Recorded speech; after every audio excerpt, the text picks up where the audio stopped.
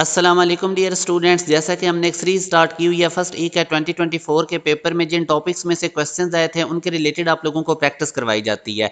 जो स्टूडेंट्स भी तमाम सब्जेक्ट्स की प्रिपरेशन करना चाहते हैं सेकंड ई कैट के लिए, नस्ट NET 4 के लिए, NTS नेट टेस्ट के लिए और पंजाब यूनिवर्सिटी के NT टेस्ट के लिए, तो आप हमारे ऑनलाइन सेशन को ज्वाइन कर सकते हैं। इस दिए गए कॉन्टैक्ट नंबर पर व्हाट्सअप करके आप हमारे बैच की तमाम डिटेल्स ले सकते हैं।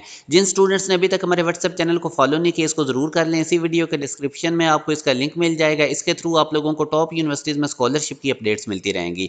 अब अभी हम स्टार्ट करते हैं। पहला क्वेश्चन है, an ideal fluid flows through a horizontal tube of variable diameter, the pressure is lowest where the. तो हमें पता है कि जहां पर प्रेशर कहां पर लोएस्ट होगा, जहां पर डायामीटर स्मॉल होगा, क्योंकि एरिया का वेलोसिटी के साथ इन्वर्स रिलेशन है। डायामीटर स्मॉल का मतलब एरिया कम होगा और स्पीड ज्यादा होगी, और जब स्पीड ज्यादा होगी तो अकॉर्डिंग टू बर्नौली रिलेशन वहां पे जो प्रेशर है वो हमारे पास लोएस्ट होगा। तो एक चीज तो ये है कि जहां पे वेलोसिटी हाईएस्ट होगी वहां पे प्रेशर लोएस्ट होगा, और दूसरा डायामीटर भी स्मॉलेस्ट जहां पे होगा। तो इसलिए डेल्टा ऑप्शन हमारे पास राइट ऑप्शन है, बोथ ए एंड बी। जिन एमसीक्यूज में भी बोथ का ऑप्शन हो या ऑल ऑफ दीज का हो तो 90% चांसेस होते हैं वही ऑप्शंस होते हैं, आप वही ऑप्शन राइट होता है। आप लोगों ने बाकी भी मतलब केयरफुली ऑप्शंस देख लेने होते हैं, मतलब जल्दबाजी नहीं करनी। वेलोसिटीज हाईएस्ट तो यहाँ पे प्रेशर लोएस्ट होगा, आगे वाले ऑप्शंस भी देख लेने क्योंकि बहुत इनमें आ गया था ऑप्शन।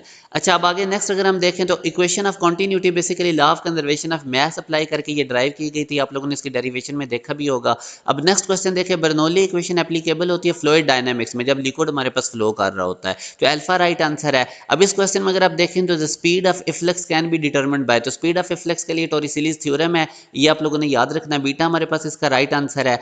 अगले क्वेश्चन में अगर हम देखें तो Bernoulli's equation is obtain by applying the law of conservation of energy, तो बेसिकली ये काफी दफा पास्ट पेपर में आए हैं। कॉन्टिन्यूटी किस लॉ पे बेस करती है, बर्नौली इक्वेशन किस लॉ पे बेस करती है, तो इसलिए टॉपिक्स में से जो जो भी पॉसिबिलिटीज हैं वो सारी आप लोगों के साथ इन वीडियोस के अंदर डिस्कस की जाती हैं। मैंने एक पूरी सीरीज बना दी है फर्स्ट ई कैट के पेपर में, जो क्वेश्चंस आए थे, जो आए थे ओरिजिनल वो भी आपको बताएं और जो उनके रिलेटेड बन सकते हैं वो भी। तो वो जो पूरी प्ले लिस्ट है मैं एंड स्क्रीन लगा दूंगा, वो सारे आप लोगों ने देख लेनी है। अब इसमें वो कह रहा है venturi meter is use to measure, तो ये बेसिकली वेंचुरी मीटर जो होता है हमारे पास ये फ्लूइड स्पीड के लिए यूज किया जाता है।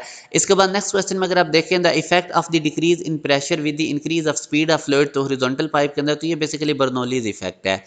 अब लास्ट वाला क्वेश्चन हमारे पास है, Bernoulli equation is applicable for, तो ये लेमिनर फ्लो के लिए एप्लीकेबल होती है। एक और क्वेश्चन भी बल्कि इसमें बाद है, ये भी आप देख लें, ये भी आया हुआ है पास्ट पेपर में।